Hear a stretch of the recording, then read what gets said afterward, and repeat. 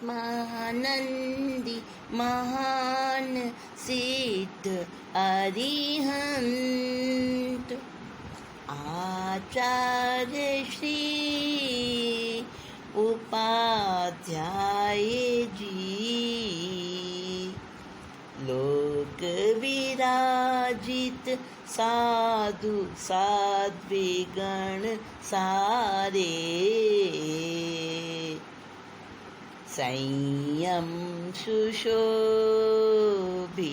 श्री हाथों को जोड़ मान मोड़ वंदन करती हूँ मैं अहर्निशम सद्भावना का दान दो प्रभु कृपालु पापों का कर सकूं शमन पापों का कर सकूं हनन।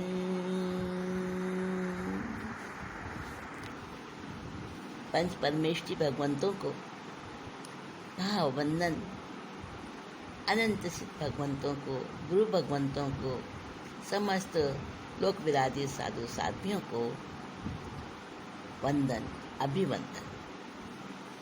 18 पाप के इस कथानक में आज हम पहला प्राणातिपात पाप का विषय चर्चा विचार विमर्श में लेंगे। प्राण प्लस अति प्लस पात, 3 शब्दों से मिलकर ये प्राणातिपात शब्द बना है। यानी प्राणों का अतिपात, प्राणों को कष्ट पहुंचाना, प्राणों को नुकसान पहुंचाना, किसी भी प्राणी के प्राणों को। उत्तराधन सूत्र के 5वें अध्ययन में एक गाथा आई है। काय सवय समते विते गितेय इच्छिसु दुहौ मलम संचिनई शिशु नागुब मटियम। बताया कि जो आसक्त होता है हिंसा में, वित्त में यानी धन में, स्त्रियों में, मन वचन काया से जो उनमें वृद्ध हो जाता है, यानी कि हिंसा में सराबोर रहता है, हर समय हिंसा का ही चिंतन, हिंसा का ही काम, हिंसा का ही वचन बोलना, ऐसा जो प्राणी है, ऐसा जो जीव है, उसकी उपमा दी है कि वो दोनों तरफ से मल का संचय करता है। जैसे कि बरसात में केंचुआ होता है, डूमुई होती है, छोटे छोटे प्राणी होते हैं जो चलते हैं तो दोनों तरफ से मिट्टी को खोदते हुए दिखाई देते हैं। तो जैसे वो शिशु नाग आगे से भी पीछे से भी मल का संचय करता है, मिट्टी को इकट्ठा करता है, उसी तरह से जो पापी जीव होता है, प्राणातिपात हिंसा करने वाला जीव होता है, वो इस भव में, पर भव में मन से, वचन से, काया से पाप बांध बांध के, हिंसा का कार्य कर करके, और वो बहुत सारे कर्म रूपी मैल को इकट्ठा कर लेता है, बहुत सारे कर्म रूपी रज उसके संचय हो जाते हैं, संचित हो जाते हैं। और उसके साथ ही संस्कृत भाषा के कवि ने कहा, यो नात्मना न च परेण बन्धुवर्गे दीने दयां च कुरुते न च भृत्यानुकम्पया दैत्यवर्गे किं तस्य जीवितफलं हि मनुष्यलोके काकोऽपि जीवति चिरायुबलिं च भुङ्क्ते। अर्थात जो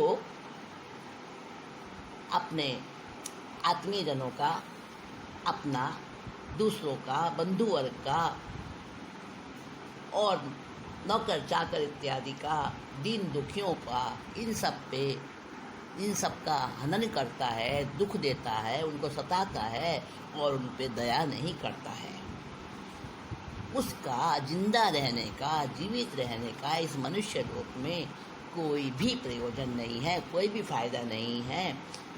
वह कैसे जीता है? जैसे कि कौवा, बहुत लंबी आयु होती है कौवे की, लेकिन वो बलि के भोजन को खाता हुआ लंबा समय जीता है, पर किसी का कोई उपकार नहीं करता। ऐसे ही जो हिंसा में, प्राणातिपात में लगा रहने वाला पापी जीव है, इस पाप का सेवन करने वाला है, वो भले ही कितना लंबा जी ले, पर उसके जीवित रहने का इस धरती पर कोई फायदा नहीं। अब आगे कहा कि भगवान सर्वज्ञ दिनेश्वर भगवंतों ने अपने देशना में कुल 10 प्राण बतलाए। प्राण तो एक ही होता है पूरे शरीर में, फिर 10 क्यों कहे? जैसे एक वृक्ष, उसका तना एक ही होता है, पर उसकी शाखाएं, छोटी बड़ी शाखाएं बहुत सारी होती हैं। ऐसे ही और समझाया दृष्टांत, जैसे हमारा घर है, हवेली है, कोई संस्थान है, कोई ऑफिस है, कोई स्कूल है, कोई कॉलेज है, कोई भी बिल्डिंग है। अब उस बिल्डिंग में बिजली का मेन स्विच एक जगह लगा होता है और उसमें से तार पूरे बिल्डिंग में, हर कमरे में तार, उसमें से वायरिंग होती है और वो कनेक्शन जगह जगह लगाए जाते हैं। अब एक कमरे में भी कई ट्यूबलाइट्स होती हैं, पंखे होते हैं, एसी होते हैं, बल्ब होते हैं, बहुत कुछ होता है, अलग अलग चीज़ें होती हैं। तो उन सब के अलग अलग स्विच होते हैं ऑन और ऑफ करने वाले। जिस भी इलेक्ट्रॉनिक डिवाइस का हमको ऑन या ऑफ करना है तो उसकी पर्टिकुलर स्विच होता है। अगर उस स्विच में कोई गड़बड़ हो जाती है तो क्या होता है, आपका वो फैन जो उससे संबंधित है, उससे रिलेटेड है, या वो बल्ब या वो एसी या जो भी कुछ टीवी या जो कुछ भी उससे जुड़ा हुआ साधन है, वो चलेगा नहीं, ऑन नहीं होगा, ऑफ नहीं होगा, गड़बड़ करेगा। तो इसी प्रकार से क्योंकि उसकी वायरिंग उससे ही कनेक्टेड है ना। इसी तरह से हमारे यहाँ जो 10 प्राण बताए हैं, तो 5 तो इंद्रियों के हैं, 3 मन वचन काया के हैं, 1 आयुष्य का है और 1 श्वासोच्छ्वास का है। तो ये 10 प्राण अपने अपने इंद्रियों को, श्वास को, आयु को और मन वचन काया को शक्ति देने वाले हैं, बल देने वाले हैं। तो उसी से कनेक्टेड, जैसे कि कोई पर्टिकुलर स्विच पर्टिकुलर यूनिट से कनेक्टेड रहता है, रिलेटेड रहता है, इसी तरह से हमारे 10 प्राण वो उस इंद्रिय को शक्ति देते हैं, बल प्रदान करते हैं, इसलिए इनका नाम है बल प्राण। यानी ये प्राणों के शाखा को, उसकी वायरिंग की हुई है कुदरत ने इस प्रकार से, तो उसको बल प्राण कहा। किसी भी प्राणी का, एक भी प्राण का हनन करना वो प्राणातिपात पाप कहलाता है। तो प्राणातिपात पाप जो है वो कैसा बताया, प्राणों का हनन प्राणातिपात कहलाता है। इसे हिंसा भी कहते हैं। किसी को जान से मार देना ही हिंसा नहीं है, उसके प्राणों का हनन करना, उसको दुख पहुंचाना, उसके मन को भी कष्ट पहुंचाना, या उसके किसी भी अंग को तकलीफ हो जाए तो वो भी हिंसा है। 5 प्राण हैं इंद्रियों के, एक एक मनवचकाय श्वासोश्वास आयुष्य हैं, प्राणियों 10 कहलाए। अब एक इंद्रिय के 4 प्राण होते हैं और 6 प्राण होते हैं बेइंद्रिय के, 7 होते हैं तेंद्रिय के और 8 होते हैं चौइंद्रिय के। असन्नी पंचेंद्रिय के 9 प्राण होते हैं जो बिना मन वाले होते हैं और 10 प्राण होते हैं सन्नी के। अब सवाल ये है कि प्राणातिपात यानी हिंसा क्यों होती है, किसी जीवों को क्यों सताया जाता है, क्यों उनके प्राणों का हनन किया जाता है। तो वो बताया, चर्बी, चमड़ा, रक्त, मांस और हड्डी, सींग और पंख, इनकी प्राप्ति के लिए हो जीव हिंसा प्रपंच, राग द्वेष कषाय और लोभ विरोध के वश, अज्ञानी हिंसा करे हने प्राण ही 10।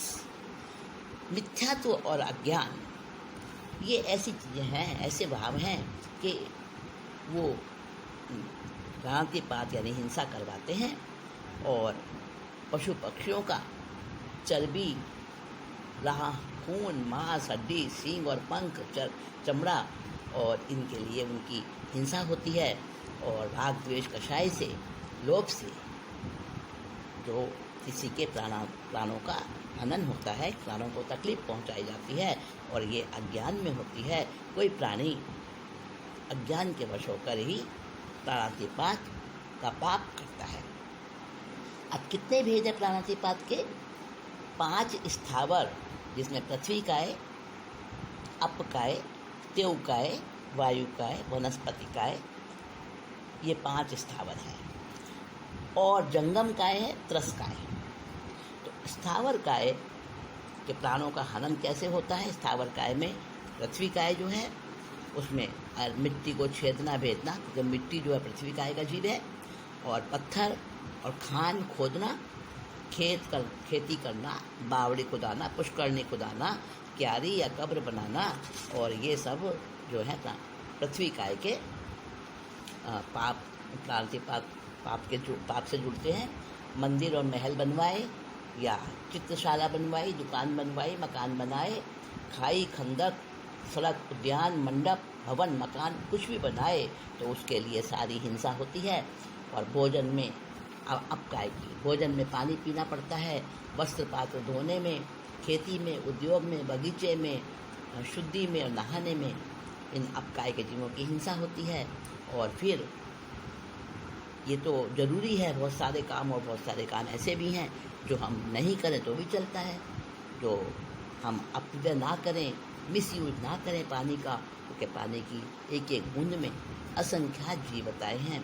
तो जैसे स्विमिंग पूल है उसको हम त्याग कर सकते हैं, नदी, नाल, नहर इत्यादि उनमें स्नान करना और उसमें कुछ भी कार्य करना, क्योंकि बहुत सारा पानी होता है, तो वो सब का हम मतलब लिमिट कर सकते हैं, उसका हम नियम ले सकते हैं। तो हम अपकाय के जीवों की हिंसा से बच जाते हैं। और अन्न, फल का पकाना, दीप जलाना, इसमें भी हिंसा, अग्निकाय के जीवों की हिंसा होती है। आग तापना, कचरा जलाना और विद्युत इत्यादि जितने भी बिजली से चलने वाले सारे जो भी यंत्र होते हैं, जो भी चीज़ें होती हैं बिजली से चलने वाली, उन सब में ही तेवकाय की, अग्निकाय की हिंसा लगती है। और इन सब से बचना, तो पाप कर्म का बंधन नहीं होता है, प्राणातिपात से हम बच सकते हैं। वायुकाय की हिंसा कैसे होती है? उखल से, मूसल से और कल कारखानों में जो फैक्ट्री इत्यादि होती है, उन मशीनों में वायुकाय की हिंसा होती है। और शरीर से, कपड़े से, ढोलक बाजे से ये वायुकाय के जीव मरते हैं। और उछल कूद करने से, व्यर्थ में पटका पटकी करने से, कुछ फेंक के मारने से और फूंक मारने से, ताली पीटने से, ये सब वायुकाय के जीवों की हिंसा होती है। वायुकाय के एक झोंके में भी असंख्यात जीव होते हैं। अब वनस्पति काय, बिना काम के हम पत्ते तोड़ लेते हैं कई बार, और फल फूल तोड़ लेते हैं, उससे पाप लगता है। ठोकर मारते हैं, पटक देते हैं गुठली को, बीजों को, मजा लेते हैं उसमें, लेकिन वो प्राणातिपात कर्म का बंधन होता है, पाप का बंधन होता है। और कच्चे और अध कच्चे फलों को खाना, अध पके फूलों को मसलना, कुचलना उनको, और फूलों का घमासान, अपव्यय करना, ये सारी चीज़ें वनस्पति काय की हिंसा से जुड़ी हैं। ज्ञानी जन कहते हैं कि इनसे बचो, जितना बचोगे उतना तुम्हारे लिए अच्छा है। और पृथ्वी पानी अग्नि हवा वनस्पति ये 5 स्थावर काय ये कहलाते, देखो आगम 5 सूक्ष्म भरे हैं लोक में, ज्ञानी बस देखें उनको, बादल हैं लोक के अल्प भाग में, दिखते हैं हम सबको। इनमें भी सूक्ष्म और बादल 2 प्रकार के जीव होते हैं। सूक्ष्म होते हैं जो कि किसी भी यंत्रों से भी नहीं दिखते और हमारी आंखों से तो दिखते ही नहीं हैं, ज्ञानी ही उनको देख सकते हैं। और बादल होते हैं जो कि बहुत सारे इकट्ठे होने के बाद दिखाई देते हैं। जो एक बूंद पानी की बताई और उसमें इतने जीव बताए हैं, वो त्रस जीव है, वो पानी के जीव नहीं है, अब काय के जीव नहीं है, वो चलते फिरते त्रस जीव है। क्योंकि स्थावर काय के जीव तो चलते नहीं हैं, अपने स्थान पर रहते हैं, इसलिए उनका नाम स्थावर काय है। तो संख्यात भी होते हैं, असंख्यात भी होते हैं, अनंत भी होते हैं, अनंत भी होते हैं, है ना। तो इतने जीवों की हम जान में अनजान में हिंसा कर देते हैं। तो अपने विकास के लिए, अपने जीवन में खुशियों के लिए, प्रसन्नता के लिए, मस्ती के लिए बहुत बार हम ऐसे कर देते हैं। तो उससे बचना चाहिए। संभ्रम समारंभ आरंभ को मन वच काय से करते, संकल्पी आरंभी हिंसा से घट पाप कर्म का भरते। देखो, ये स्थावर काय की हिंसा से हम बच सकते हैं, प्रत्याख्यान लेकर, नियम लेकर, इसकी लिमिट करके। अब त्रस काय की हिंसा, जो त्रस काय कौन होता है? 2 इंद्रिय वाले जीवों से लेकर 5 इंद्रिय वाले जीव तक, उसको त्रस काय कहते हैं। तो उसकी हिंसा कैसे होती है? शंख, सीप, लट आदि ये बेइंद्रिय जीव हैं और उनके 2 इंद्रियां होती हैं, स्पर्श इंद्रिय और रसना इंद्रिय। और जूं, लीख, चींटी, खटमल ये 3 इंद्रिय जीव हैं, इनके नाक भी होती है। और मक्खी, मच्छर, भंवरा, बिच्छू आदि ये इनके आँख भी होती है। 4 इंद्रिय वाले जीव हैं ये। और इन सब जीवों को विकलेंद्रिय भी कहते हैं। बेइंद्रिय, तेंद्रिय, 4 इंद्रिय, इन तीनों का मिला के नाम विकलेंद्रिय है। बिन देखे अयतना से जब होती कोई भी क्रिया, पकाना, खाना, स्नान, सफाई आदि में होती हिंसा, केमिकल का खेतों में होता उपयोग बहुत ही, मरते कीड़े जहरीले हों अन्न फसल सब्जी भी, औषधि के निर्माण तथा मेडिकल के प्रैक्टिकल में, शिकार तथा रसना के वश हो जीव घात फैशन में, धर्म नाम से बलि चढ़ाते हाय महा अज्ञानी, जीव घात से घोर यातना मिले कहे जिन वाणी। जो कहाँ कहाँ हिंसा की जाती है, पकाने में, खाने में, स्नान में, सफाई में, जब भी हम बिना देखकर, यत्न नहीं रखते हुए और अज्ञानता से, जल्दबाजी में इस प्रकार से कोई भी कार्य करते हैं, तो इन सब जीवों की हिंसा होती है। इतने सारे जीवों की हिंसा हो जाती है। और खेतों में केमिकल छिड़के जाते हैं, खाद भी आजकल उसकी बनती है, तो वो सब सड़ाते हैं, तो जीवों की उसमें हिंसा होती है, बहुत जीवों की उत्पत्ति हो जाती है और कीड़े मर जाते हैं। और जहरीली खाद जो है, तो उससे अन्न, फसल, फल फूल भी सब जहरीले पैदा होते हैं, सब्जी भी। और कहाँ हिंसा होती है? जब दवाइयाँ बनती हैं, दवाइयों